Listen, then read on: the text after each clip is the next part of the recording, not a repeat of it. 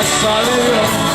Celebraremos juntos amor, haremos fiesta en honor de aquel que nos amó.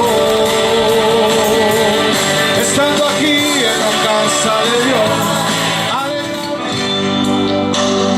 quiero entregarte mi sueño,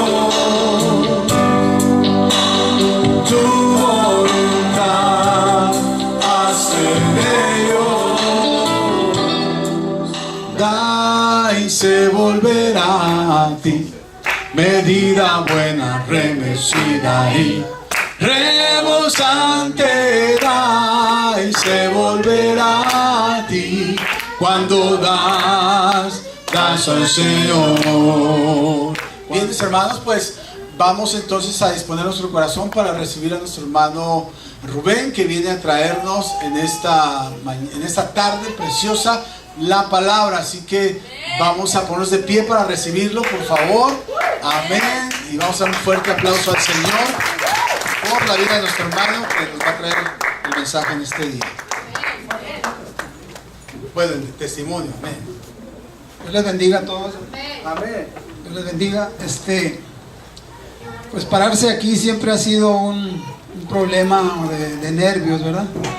Pero pues como dijo ahorita el hermano, tenemos que testificar de lo que Dios hace en nosotros. Antes yo nunca me sentí malo, nunca en la vida me sentí malo yo, jamás sentí que era malo, hasta que estuvo presente Dios en mi corazón. Entonces vi qué tan malo era, ¿verdad? Pero normalmente siempre que nos ponemos y nos comparamos con la demás gente, pues no quedamos como malos, porque decimos, no, pues el mundo está lleno de gente que hace muy malas cosas, ¿verdad? Pero cuando el Señor entra en el corazón de la persona, pues ya es un cambio muy rotundo, ¿verdad? Pues yo hice un apunte muy así, en 4 hojas, lo podía haber hecho de 100, pero en 4 hojas quise resumir yo en lo que Dios pues ha hecho en mi vida, ¿no? Voy a leer, porque como les dije, hice apuntes de todo esto. En los primeros días de febrero del año de 1994, hermanos, unos días antes de la boda de mi hija Mari Carmen, que está aquí presente, tuve mi primer encuentro con Jesús, mi Señor y Salvador. Y puedo decir ahora que con toda libertad y mi verdadero nacimiento fue en uno de esos días de ese mismo año, es decir, en febrero de 2017 cumplí 23 años de edad, hermano. ¿Por qué? 23. ¿Por qué? Porque fue cuando verdaderamente nací. Porque antes, pues yo vivía perdido, pero no lo sabía. Ni siquiera quería oír de que pecados y todas esas cosas no cabían en mí, ¿no? Bueno, de ahí para acá empecé a contar mi vida y mi verdadera identidad. Antes de eso, yo era un muerto, como cualquier persona que no está en Cristo, está muerto. Pero si a mí me decían antes que estaba muerto, pues no podía creer que yo estaba muerto. ¿Por qué? Porque andaba caminando, ¿verdad? Entonces, mi nacimiento físico, las fotos están ahí, hermano. Una primera foto. Mi nacimiento físico y el entorno en el que nací y mis intenciones se resumen en esas 2 fotos. En la primera, ella es mi abuela, y ahí a espalda de ella está la casa. Fíjense nomás la casa que teníamos, hermano. Una casa hecha de carrizo y de tierra con lodo. Y así, ahí crecí, y ahí está mi abuelita, que estaba paralítica, y mi hermano que seguía de mí también. Si se fijan en los zapatos, hermano, a como me iba creciendo la pata, iban saliendo los dedos, porque no tenía para comprarme zapatos. Entonces, ese es el más grande. Sí, el más grande de la familia, de 7 personas.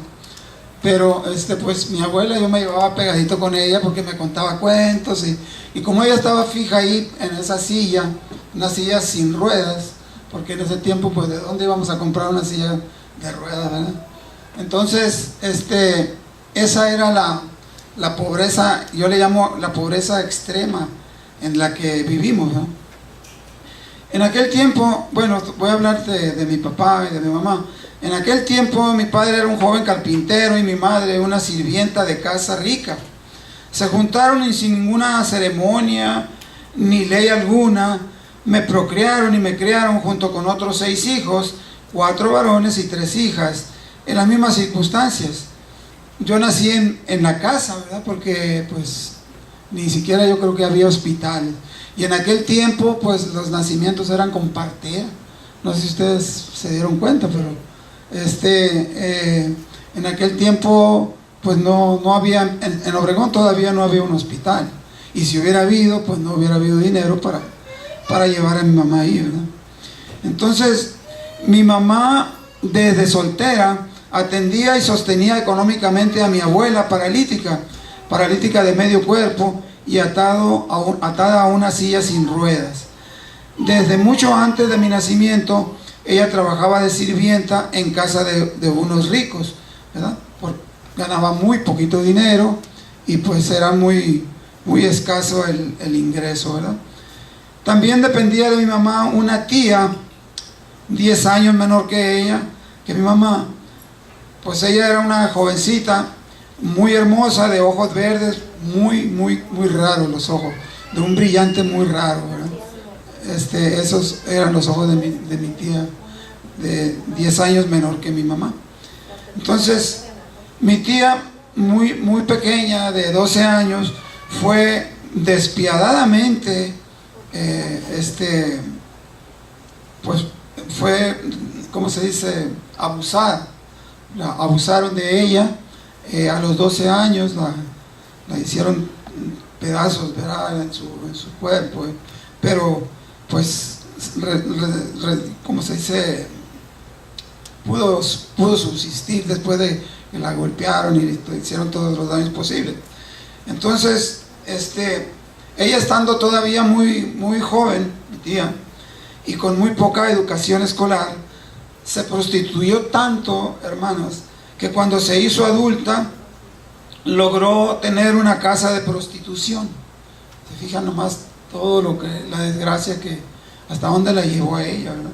Es decir, manejaba varias mujeres prostitutas que en aquel mundo la llamaban comadronas, así llamaban a las que tenían ese negocio, ¿verdad? Por el hecho de que ayudaban a sus mujeres en sus abortos. Ella tenía un montón de mujeres y abortaban, hermano. Eso es una cosa muy repugnante que a mí no me gusta mucho, pues tengo que decirlo porque fue mi entorno, ¿no? Y ahorita que termine van a ver cómo Dios, qué tanto trabajo hizo Dios en mí, ¿verdad? Ella, estando todavía muy jovencita y con muy poca educación escolar, dice, se prostituyó tanto que cuando se hizo adulta, pues puso una casa de prostitución, que les digo que le llamaban comadronas a esas personas. Ella siempre vivió muy cerca de mi mamá, porque como ella era menor, ellas siempre trataban de vivir juntas en el mismo terreno, ¿verdad? Por esa razón yo crecí en ese entorno, ¿no?, viendo como muy normal todo ese movimiento de prostitución y actos sexuales, pleitos entre hombres y mujeres, incluso algunos con cuchillo en mano, maridos ofendidos, manejo y venta de marihuana. Eso fue entre los varios maridos que pasaron por la vida de mi tía. Siempre, todo el tiempo, sus maridos eran de ese tipo, ¿no? Algunos hasta matones y así. ¿Por qué? Porque ella estaba en ese medio ambiente, ¿verdad? Entonces yo pude ir a la escuela nada más hasta primero de secundaria, 6 años de primaria y 1 año de secundaria. Entonces con ese pequeño estudio conseguí un trabajo barriendo un banco, ¿verdad? Yo tenía 17 años cuando empecé a trabajar. Con el tiempo pude lograr una oportunidad como cobrador ahí en el mismo banco y muy buenos puestos enseguida, ya que con la experiencia bancaria también tuve buenos trabajos en otras empresas, incluso como gerente de algunas empresas, ¿no? Que me tocó a mí. Con ese poquito estudio Dios me ayudó tanto para poder tener puestos así de gerencial. Entonces, en el transcurso de ese tiempo, yo me casé con una hermosa mujer que pudo soportarme durante toda su vida, en la que procreamos 6 hermosos hijos, 4 varones y 2 lindas hijas, 2 de ellas aquí presentes.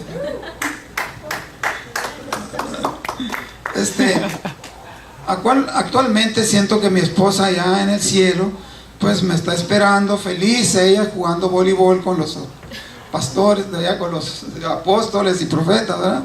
A lo mejor están jugando bien a gusto, y pues le gustaba mucho el voleibol allá. Entonces siempre tuve yo el anhelo de hacer una fortuna. Yo creo que a todos nos pasa eso, ¿verdad? De hacer fortuna, que desde mi punto de vista no la encontraba con los trabajos honestos que podía desempeñar. Con el tiempo me di cuenta que para hacer fortuna en México había que ser maleante o tener un puesto en el gobierno. Esas dos cosas, o maleante o un puesto en el gobierno, como para hacer fortuna, ¿verdad? Entonces yo decía, bueno, pues ¿cómo le voy a hacer, ¿verdad? Entonces, con la experiencia de un hermano menor que yo tenía, que había muerto a balazos por la mafia, pude ver que era mejor negocio trabajar para el gobierno que ser un maleante, ¿verdad? Después de eso, pues dije, no, pues aquí no se vale, ¿no? Entonces dije, no, mejor me hago para acá. Pero sí, pues andaba caminando para allá, para ese rumbo. Después, eso es una cosa muy, muy detallada, que tendría que entrar en muchos detalles para poderles contar cómo siempre estuvo la mafia alrededor de nosotros, pues por los conocidos de que mi tía y todo eso. Entonces siempre desde chamacos conocimos gente muy mala, ¿verdad? Y gente así, ¿verdad? Entonces pues para allá iba caminando yo, dije pues yo así de esa manera voy a hacer fortuna. Pero ya que vi que ya cuando cayó mi hermano, pues dije no, aquí no sé, aquí no soy, ¿verdad? Entonces, siguiendo con el plan de hacer fortuna, dejé de trabajar por un tiempo hasta que conseguí, por medio de amistades, trabajar en el gobierno federal, que era mi meta, ¿verdad? Como para hacer fortuna. Como yo no tenía papeles de licenciado ni nada, pues no me costó mucho trabajo falsificar un documento que me hacía abogado, ¿no? Entonces, una mañosada siempre estaba en mí, ¿verdad? ¿Por qué? Porque desde chiquito veía yo muchas cosas mañosas, ¿verdad? Entonces, pues yo falsifiqué un certificado, ¿cómo se dice? Un diploma, un título. Incluso todavía ahí lo traigo rodando, pero yo no soy abogado, ¿verdad? Pero sí necesitaba hacerlo para que me dieran un buen puesto en el gobierno. Entonces, imagínense los nervios con los que agarré los puestos en el gobierno sin saber nada de leyes, pero pues siempre me pude defender, ¿verdad? Y seguir en eso, en el gobierno, ¿verdad?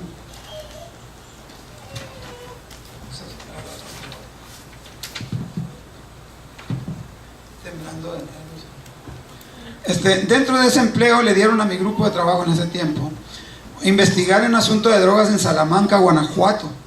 En ese operativo perdí a uno de mis mejores amigos y compañeros de trabajo, y por la gran misericordia no perdí la mía. Que pues fuimos a enfrentar gentes ahí, pues muy armadas, ¿verdad? Entonces, al mirar yo tan alto riesgo en el que andaba, dejé ese trabajo y salí del Distrito Federal. Al poco tiempo, mi grupo político me ofreció y acepté un puesto en el gobierno del estado de Sonora, dentro de la Dirección de Oficialía Mayor de Gobierno. Ya me había metido al gobierno, yo quería seguir ahí, y me busqué la manera de seguir trabajando dentro del gobierno.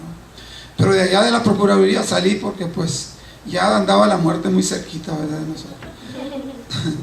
Entonces, después de algunos años y por cuestiones políticas, dejé ese puesto y me vine a San Luis Río Colorado, huyendo, hermano.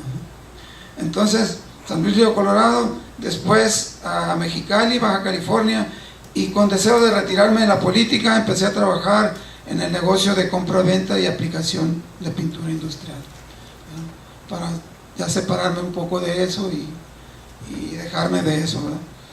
Al poco tiempo me localiza un amigo que en ese tiempo estaba de comandante de la Policía Judicial Federal en Hermosillo y me pidió que le ayudara a vender una buena cantidad de droga que había decomisado su grupo y que me daría a ganar a mí una fuerte cantidad de dólares, ¿no? Entonces todavía no, como que todavía traía la cola un poco larga. Entonces ese amigo me localizó, no sé cómo le hizo, pero me dijo, tú sabes cómo me vas a ayudar, tú sabes cómo. Entonces, bueno, pues acepté el negocio, acepté hacer ese negocio. Pero para eso contacté con una amiga que era mano derecha de un narco, también conocido mío de San Luis Río Colorado, donde vivían 2 hermanas mías. Para eso quedamos de vernos al día siguiente. Me fui a la casa de una de mis hermanas y para mi mala suerte tenían ahí una reunión con un pastor evangélico estudiando la Biblia. Esto me molestó muchísimo porque a mí nunca me había gustado oír nada religioso. Yo no quería nada con ninguna iglesia. ¿Por qué? Porque de muy chamaco mi abuela que nos visitaba me llevaba de las orejas a la iglesia católica, ¿no? Me llevaba siempre jalando porque yo no quería ir. Entonces ahí pues yo estaba a fuerza. ¿Por qué? Porque mi abuelita, pues mi abuela por parte de mi padre, porque mi abuela por parte de mi madre estaba paralítica. Entonces, bueno, me pasaron y me invitaron a sentarme en la reunión, pero preferí ir a descansar a una recámara, pero desde ahí escuchaba lo que platicaban en la sala. El tema que estaban tratando tenía que ver mucho con el desarrollo de mi vida. Una cosa que digo, cómo Dios pone las cosas, ¿no? Para que uno, pues todo el plan de Dios, ¿verdad? Que tenía conmigo, pero yo ni por aquí me daba eso, ¿no? Con el desarrollo de mi vida, específicamente con mi escala de valores, ¿verdad? Mi escala de valores y prioridades, pues estaba muy mal, ¿no? ¿Verdad? Pues era dinero y buscar lo que era mejor en cuestión de dinero, ¿verdad? Entonces ahí pues como les digo, mi escala de valores y prioridades que no eran precisamente santas, ¿no? Así lo escribí aquí, y mucho menos santas las intenciones que yo traía, ¿no? Por eso en eso llega una de mis hermanas y me dice, el pastor te invita a que escuches el mensaje. Le dije, tú sabes que nunca me ha gustado nada que ver con las religiones, ni nada que se parezca a religiones, ni nada que se parezca a nada que viniera de Dios, ¿verdad? No sé por qué pegó tanto negro. Por esa razón yo crecí en ese entorno. No, ya estoy abajo de...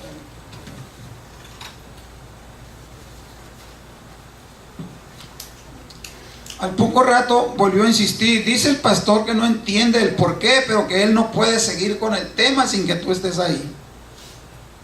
O sea que el pastor como que se bloqueó y no podía seguir, y fue mi hermana corriendo y me dice, pues el pastor dice que no puedes seguir porque tú debes estar ahí, me dijo.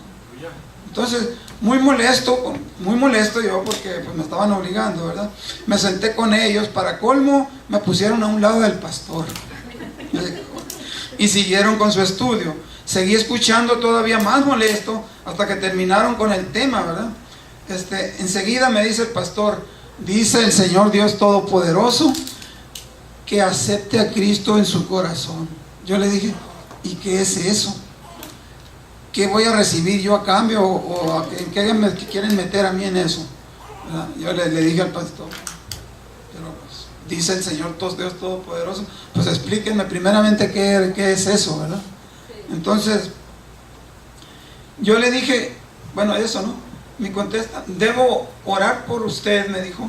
En este momento sentí que salía de él una fuerte y muy extraña autoridad cuando me dijo, repita usted conmigo estas palabras. Así, vi una autoridad así, pero ¿de dónde no? Pero eso sentí yo, eso sentí cuando me habló, ¿no? Entonces yo repetí con el pastor poco más o menos estas palabras: Señor Jesucristo, reconozco que soy un pecador y que sin ti estoy perdido en mis delitos y pecados. Te pido que me perdones, que tomes total control sobre mi vida, me guíes hacia ti desde el fondo de mi corazón y apuntes mi nombre en tu libro de la vida. Eso, pues, ¿qué es esto? Dije yo, pues yo repetí eso como quien repite algo sin ninguna emoción ni nada. Lo que sí que estaba muy sorprendido yo. Entonces, por lo pronto, te digo, no sentí nada, pero después de esto, y de manera muy extraña, me vino un llanto muy fuerte y compulsivo por muy largo rato, como nunca había llorado. Ni siquiera en la muerte de mi hermano, había llorado tanto, ni siquiera en las muertes que había tenido en la familia. No me había tocado que me saliera tanto llanto, pero fue mucho. Entonces, en el transcurso de ese llanto tan fuerte, pude ver el desarrollo de mi vida totalmente sucia, perdida y sin ninguna esperanza. Yo nunca me había sentido así. Yo siempre me sentí que estaba bien ante la sociedad, ante nada, pero todo mi pasado hablaba de mal, pues. Entonces, ¿por qué? Porque a mí me tocó cuando, como mi tía Josefa, se llamaba Josefita, me tenía mucho en su casa. Ella me chiqueaba mucho y me tenía siempre en su casa. Por eso me di cuenta de muchas cosas. Me di cuenta de cómo se manejaban ahí, incluso me mandaba mandado a mí a que le avisara a cierta mujer que viniera y así. Entonces, para mí todo eso era normal y bien, ¿verdad? O sea, no lo veía muy mal. ¿Por qué? Porque ahí había nacido crecido en ese ambiente. Entonces, como les digo, después de eso mi vida cambió a tal grado que empecé a ver el pecado en todas sus manifestaciones. Entonces fue cuando verdaderamente me sentí mal, aunque decía yo, pues no, todavía no me ha tocado matar a nadie, aunque sí di órdenes que lo hicieran en su tiempo que trabajé yo en la Procuraduría General de la República. ¿Por qué? Porque ahí había que hacerlo, ¿no? Entonces, hermanos, pues ese fue mi encuentro con Cristo. Él me sacó de la basura espiritual en la que andaba y limpió mi alma de tal manera que pudo entrar a morar dentro de mi corazón, ¿no?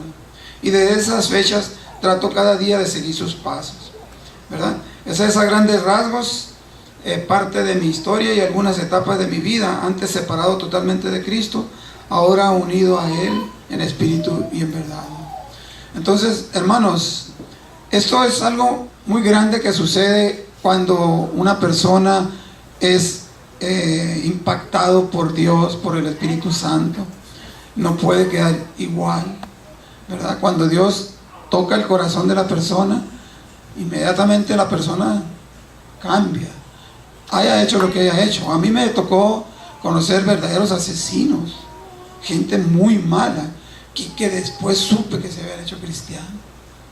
Después, o sea, que como fulano de tal, y pensaba, pues, pero ¿cómo va a ser si él era un asesino profesional, de paga? Entonces, y un compadre mío también, que era bien malo y muy matón. Entonces, dije yo, ellos eran malos, yo no tanto. ¿Por qué? Porque me comparé con verdadera gente mala. Y me tocó tratar, ¿verdad? Y ir a corretearlos, a agarrarlos, ¿verdad? Entonces,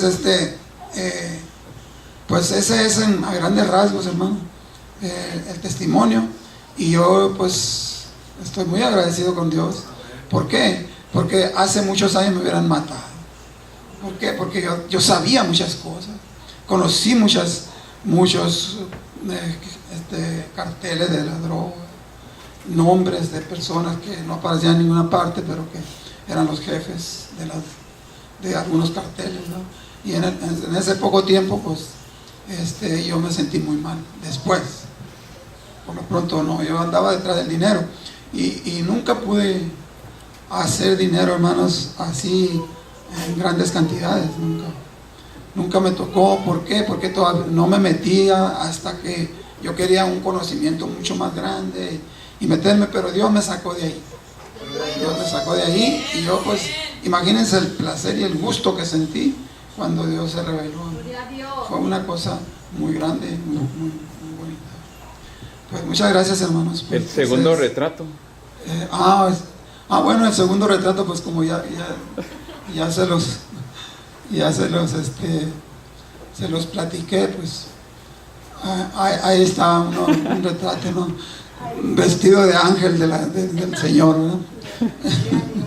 Entonces esa es la pequeña historia de mi vida. Y a ese retrato lo tenía guardado muy profundamente, pero pues ahí salió ya. Muchas gracias, hermano.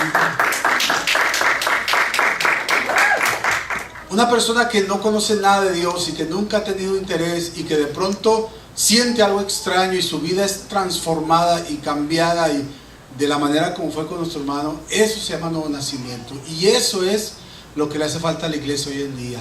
Que todas las personas que están en el templo nazcan de nuevo. Que todas las personas que están en el templo tengan una experiencia poderosa con Dios, que los haga arrepentirse, que los confronte con su pecado y se arrepientan. Entonces la gente, ahí está, hermanos míos, esas personas que están en la iglesia, digamos que a la antigüita, ¿verdad? Que se convirtieron como debe ser, pues ahí están, fieles después de 20, 30, 40 años, nada ni nadie los mueve.